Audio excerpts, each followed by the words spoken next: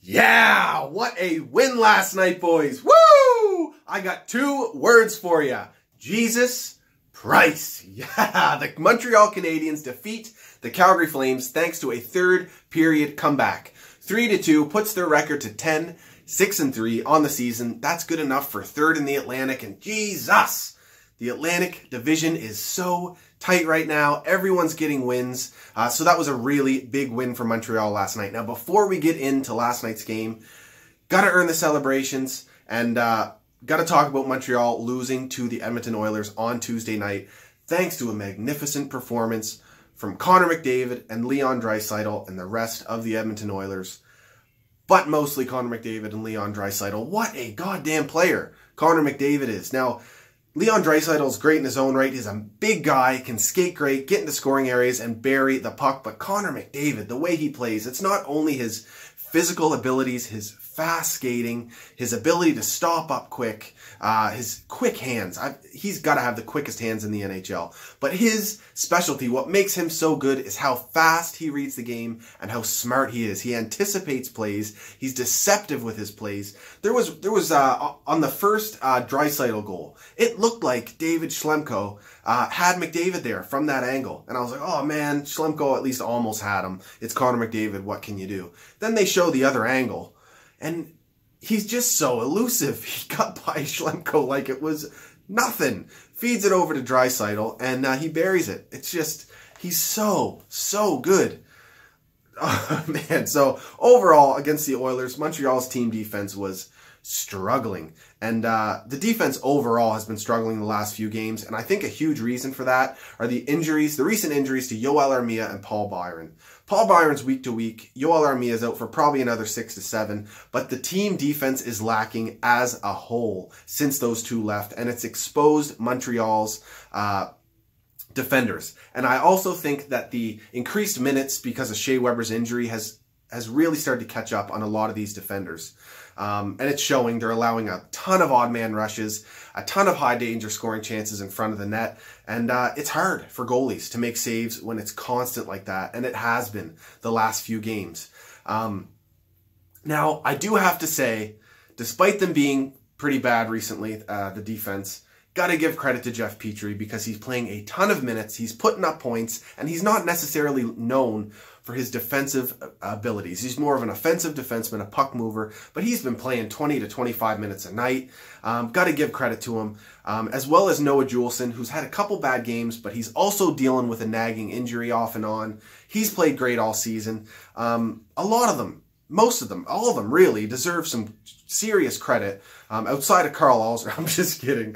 He has had some good moments too, despite it being Carl Alzner. But no. And I did think Niemi played pretty good against Edmonton, despite eventually allowing 6 goals. He had some really nice desperation saves. And like I said, the defense was hanging him out to dry. He played pretty good in that first 40 minutes. So enough is enough of that Edmonton game. Montreal wins last night. Fantastic hockey game all around. In the first period, we get none other. Here, let me line this up right quick. Thomas Tatar. Thomas Tatar gets the first goal for the Montreal Canadiens thanks to some nice work down low from Brendan Gallagher and a slick touch pass into the slot. He puts it in a perfect spot for Tatar. He can walk into it, put some power behind that shot, and he does.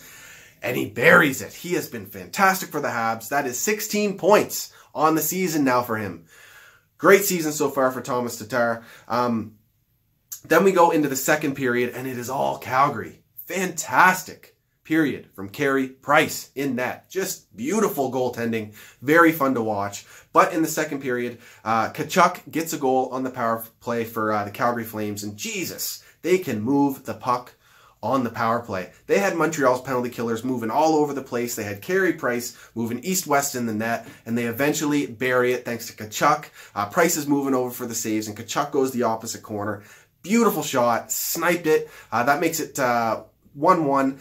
Later on in the period, Tkachuk gets another one, a bit of a broken play, and Price kind of trips over the post there, ends up going in. Tkachuk buries it. That's 2-1 Calgary. But overall, fantastic period from Carey Price. Kept the Habs in that game.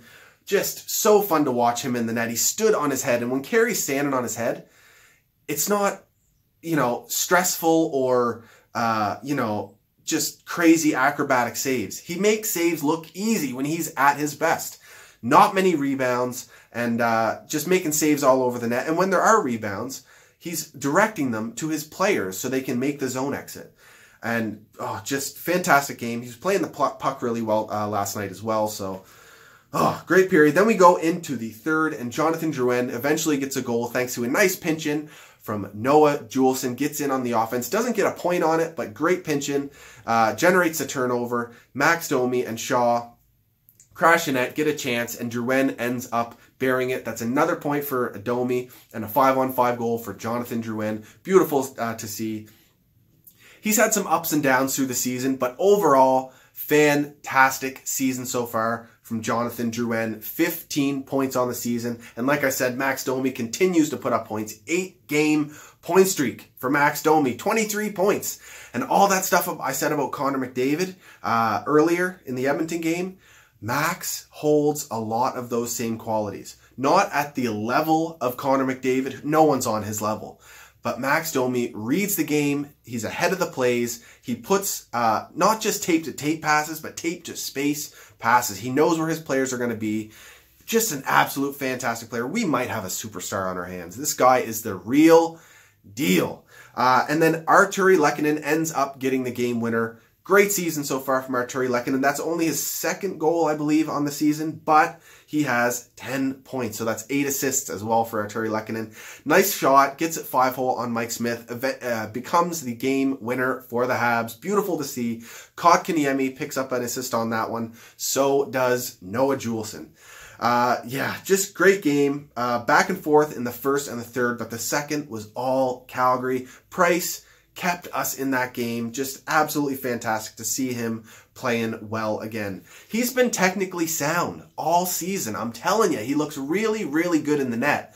But it's been those few games where a couple goals have gone in, and it's like he let it get to him too much. He didn't track the puck as well. And he just seemed a bit, off, But last night, he was incredible. Dialed in, reading pucks, just beautiful play from Carey Price. One of the best games I've seen him play in a long time. Making saves look easy.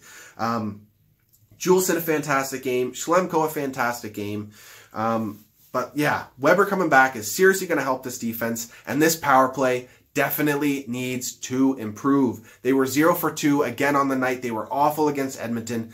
They gotta figure this out. The zone entries are predictable, very predictable, and they're easy to stop. They're making these drop pass plays for Drouin or Domi or someone to then carry the puck in. But the problem with that is once a team knows you're going to do that, it's easier for them to stop. And that's all Montreal's doing. And as soon as you make that drop pass, all the other players on your team are static at the blue line and not moving their feet. So it makes it harder to retrieve pucks if you don't get a perfectly clean zone entry, which isn't happening. They were doing quite well at it earlier in the season. They were actually getting those zone entries.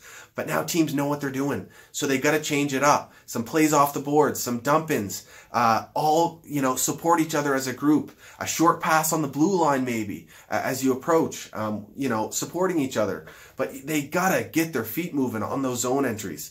And then if they're doing that, it makes those drop pass plays a little less predictable. And then a guy like Drouin or Domi or Riley or Mete can then skate in past the blue line. But they got to get that figured out. And then once they get in the zone, they just don't have, the power play doesn't have that finisher on the blue line, that nasty shot from the point. It is coming with Shea Weber, but you'd like to see them figure it out a little more and not have to rely on him completely. But the thing is, when Shea Weber returns, not only is he a lethal threat from the blue line with that shot, but the threat of him being there opens up shooting lanes for other players because the opposing penalty killers have to decide, do we cover Weber or do we cover the other guys? So definitely the power play is operating at 12.68% right now. It is not going to stay like that all season. Montreal has some very skilled players, but specifically very skilled power play players. I'd like to see Mike Riley get some more time. I'd like to see Kotkaniemi get some more time. Hudon get some more time. But Drouin and Domi are fantastic power play players. And so is Petrie with his shot as well and puck movement. But yeah, they really, really have to get that figured out because 12.68% is unacceptable. It's amazing they've gotten the amount of wins they have this season with a power play as bad as it has been.